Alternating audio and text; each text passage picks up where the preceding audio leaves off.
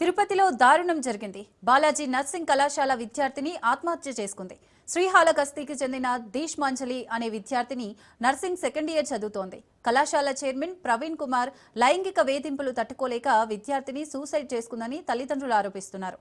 దీంతో విద్యార్థిని పేరెంట్స్, విద్యార్థి సంఘాలు ఆందోళనకు దిగారు.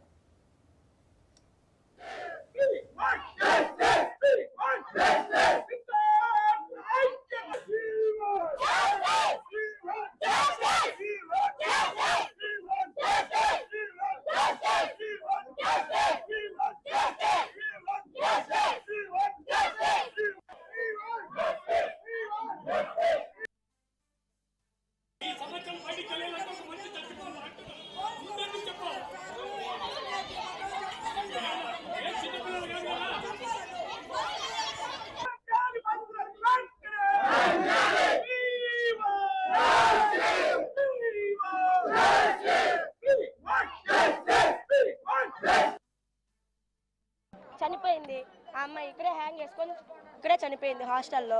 హాస్టల్లో చనిపోయింది. బాడీని తీసుకెళ్ళి అమ్మాయిని తీసుకెళ్ళి రుయా హాస్పిటల్లో పెట్టారు. స్టాఫ్ ఒక్కరు లేరు.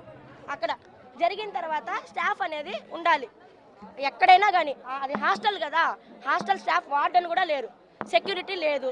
ఫోన్లలో లేవన్నారు, ఫోన్లలో ఉన్నాయి అక్కడ హాస్టల్లో. అమ్మాయి అదేమో కరెక్ట్ సార్, వాస్తవం అదేమో. ఇంకా జరిగిన విషయాలు తెలుసుకుందామని పోతుంటే 3 అమ్మాయిలు లోపల ఉన్నారు, అమ్మాయి ఫ్రెండ్స్. వాళ్ళ కిందకి రాలేదు, రప్పించట్లేదు. మేము లోపలికి వెళ్తే మీరు ఎందుకు వస్తున్నారు అని మమ్మల్ని క్వశ్చన్ చేస్తున్నారు. మేము స్టూడెంట్సే సార్, ఈ కాలేజ్ స్టూడెంట్స్, అమ్మాయి ఫ్రెండ్స్. మేము లోపలికి రానివ్వట్లేదు వాళ్ళు. ఇంకా మేము లోపలికి పోతుంటే అక్కడ అడ్డేస్తున్నారు. మనం ఇమ్మీడియట్గా వచ్చి చూసే సమయానికి ఆల్రెడీ చనిపోయి ఉంది. ఇమ్మీడియట్గా కేసుని తదుపరి చర్య నిమిత్తము మార్చురీకి పంపించడం జరిగింది.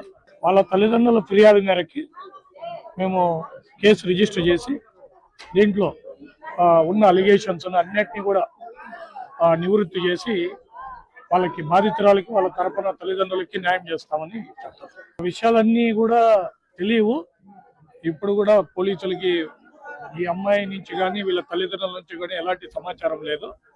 అయితే దీంట్లో ఇప్పుడు అమ్మాయి చనిపోయింది కాబట్టి దీంట్లో వెలుగులోకి వచ్చే ప్రతి ఒక్క విషయాన్ని మేము ఆధారం చేసుకొని ఇన్వెస్టిగేషన్ని కంప్లీట్గా సమగ్రంగా దర్యాప్తు చేసి మీకు న్యాయం చేస్తామని.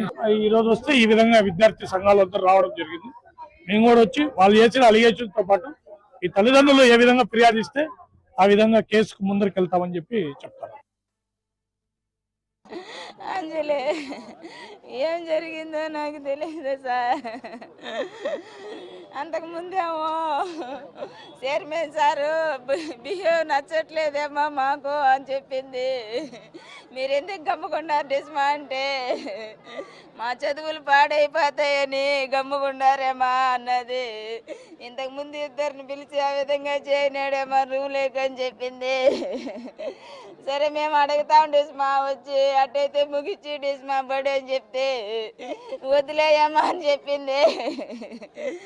నేను చదువుకుంటాలేయమ్మా, నా సర్టిఫికేట్లు తీసుకునేదాకా ఉంటానని చెప్పింది. అయ్యా పండగకి వచ్చి నా కూతురు నిన్న మధ్యాహ్నం ఈడే కాల్ చేసి మాట్లాడింది. నాకు జ్వరమమ్మా, నేను బడి బాలేదని చెప్పింది. మళ్ళీ అరగంటకంతా ఫోన్ చేయనారు, నీ కూతురు బాగాలేదు రమ్మని. నాకు ఏడకొచ్చినా తెలిసింది, రూలో పెట్టేస్తున్నారు నా కూతురు. నాకేం జరిగిందో నాకు తెలియదయ్యా. ఆ తర్వాత ఏమీ జరిగిందో నాకు తెలియదయ్యా.